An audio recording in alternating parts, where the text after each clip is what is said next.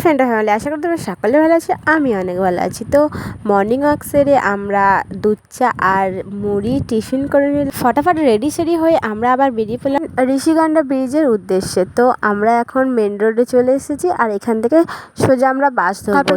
রাস্তার পাশে অটো কাকুরা ছিল, তো আমাদের দেখে ওরা বুঝতেই পেরেছে আমরা কোথায় যাব, তার জন্য স্যারের সাথে কথা বলছি। পুচকে বাচ্চাটার দাদু ছিল, আমাদের সাথে কথা বলার চেষ্টা করছিল। মনে হচ্ছিল যেন বলছিল যে তোমরা কোথায় যাবে, যেহেতু বাস স্ট্যান্ডে দাঁড়িয়েছিলাম। আমরা যেহেতু ওয়েস্ট বেঙ্গল থেকে এসেছি, বাংলা আর টুটা ফুটা হিন্দি ছাড়া আর কিছুই বলতে পারি না। তামিল তেলেগু ভাষা তো মাথার উপর দিয়ে চলে যাচ্ছে, হয়তো মুখের আকৃতি দেখে বোঝা যাচ্ছে যে এটা বলতে পারে, কিন্তু প্রপারলি বুঝতে পারছি না যে ওরা কী বলতে চাইছে। তারপর বকতে বকতে আমরা চলে এলাম, আর রাস্তার পাশে এত কিছু বিক্রি হচ্ছিল, অনেক দাম বলছিল, যার কারণে আমরা দেখেই চলে এলাম। তারপর ব্রিজের ধারে এসে চারিদিকটা ভালো করে ঘুরে দেখে নিলাম কোথায় কি আছে, চান করলে কি কোথায় কি ড্রেস ফ্রেস চেঞ্জ করবো দেখলাম।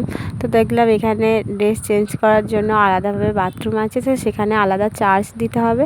তো আমরা দেখে ফটাফট ড্রেস চেঞ্জ করে চলে এলাম ব্রিজের ধারে, আর জলে নেমে পড়লাম সেই লেভেলের। আমি দীঘা ঘুরেছি, পুরী ঘুরেছি, মন্দারমণি ঘুরেছি, কিন্তু ঋষিগঙ্গা ব্রিজ আর আরকে ব্রিজের মতো মজা কোথাও নেই, সেই লেভেলের। অনেকক্ষণ ধরে জলে মাতামাতি করছিলাম, তাই জন্য ক্লান্ত হয়ে গেছিলাম, তো চুপচাপ একটু এইভাবে বসেছিলাম। এবার আমাদের উঠে যেতে হবে, কেননা খুব বেশিক্ষণ থাকা যাবে না, তাহলে আবার শরীর খারাপ হয়ে যাবে।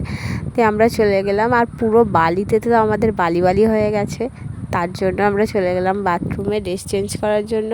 আর এখানকার বাথরুমে যা অবস্থা ছিল, মানে জল তো পড়ছে না বললেই চলে। অনেক কষ্ট করে বালিগুলো গা থেকে ছাড়িয়েছি, তাও এখনো অনেক পরিমাণে বালি আছে। সমুদ্রেতে যা মাতামাতি করেছি একটু যদি বালি থেকেই থাকে তাতে কোনো অসুবিধা হচ্ছে। নেক্সট ভিডিওর সাথে আজকে ভিডিওটা এই পর্যন্ত, দেখা হচ্ছে নেক্সট কোনো ভিডিওটা ভালো লাগে থাকলে অবশ্যই কমেন্ট করে জানিও। আমার ভিডিও দেখার জন্য সকলকে থ্যাংক ইউ সো মাচ।